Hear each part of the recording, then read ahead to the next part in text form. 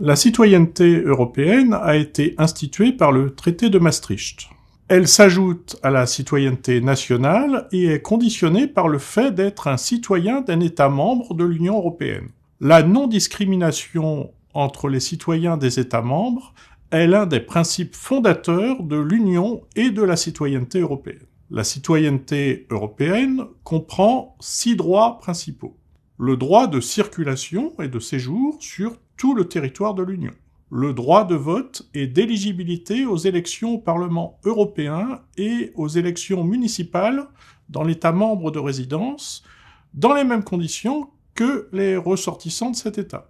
Le droit à la protection diplomatique et consulaire de tout État membre lors d'un séjour hors de l'Union européenne, lorsque l'État membre du ressortissant n'est pas représenté. Le droit de pétition devant le Parlement européen. Le droit de saisir le médiateur européen. Le droit de s'adresser aux institutions européennes dans l'une des langues officielles de l'Union et de recevoir une réponse rédigée dans la même langue. Ces droits sont complétés par d'autres issus du droit européen, dont la non-discrimination selon le sexe ou l'orientation sexuelle, la race, l'origine ethnique, la religion, la conviction, l'âge, le handicap. Le droit d'accès aux documents de la Commission, du Conseil et du Parlement européen. Le droit d'initiative citoyenne, droit collectif, permettant de soumettre à la Commission l'examen d'une proposition législative, la Commission ayant le pouvoir de transformer ou non la proposition citoyenne en une initiative législative.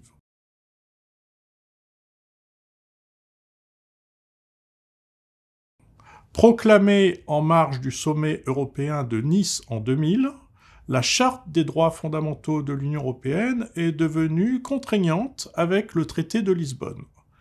Elle réunit des droits à la fois civils et politiques, ainsi que, et sur le même plan, des droits économiques et sociaux des citoyens et habitants européens. Ces droits sont regroupés en 6 chapitres: dignité, liberté, égalité, solidarité, citoyenneté et justice. Toutefois, la Charte n'étend pas le champ d'application du droit de l'Union et s'applique uniquement lorsque les institutions européennes et les États membres mettent en œuvre le droit de l'Union. Le socle des droits sociaux de 2017 proclame une série de droits sociaux, mais à ce stade, il ne donne aucune garantie juridique aux citoyens et habitants. C'est un texte déclaratif ou une déclaration d'intention de nature politique sans effet contraignant.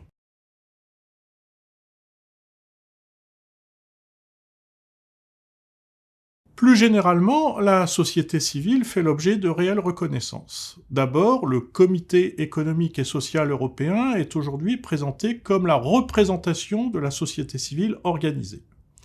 Par ailleurs, les institutions européennes, en particulier la Commission, prennent de plus en plus d'initiatives pour solliciter l'expression individuelle et collective par des consultations publiques, des auditions.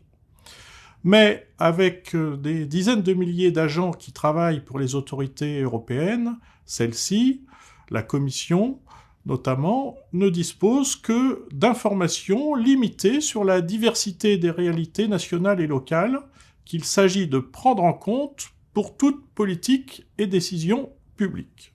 Les institutions européennes ont dès lors créé un cadre pour tous les acteurs économiques, sociaux, culturels, en les encourageant à faire part de leur réalité et à avancer des propositions dans tous les domaines. C'est ce que l'on qualifie de lobbying, de plus en plus organisé et contrôlé dans un souci de transparence. Il y a ainsi des dizaines de milliers de lobbyistes à Bruxelles, des grands groupes industriels ou financiers, aux plus petites ONG locales, en passant par les collectivités territoriales.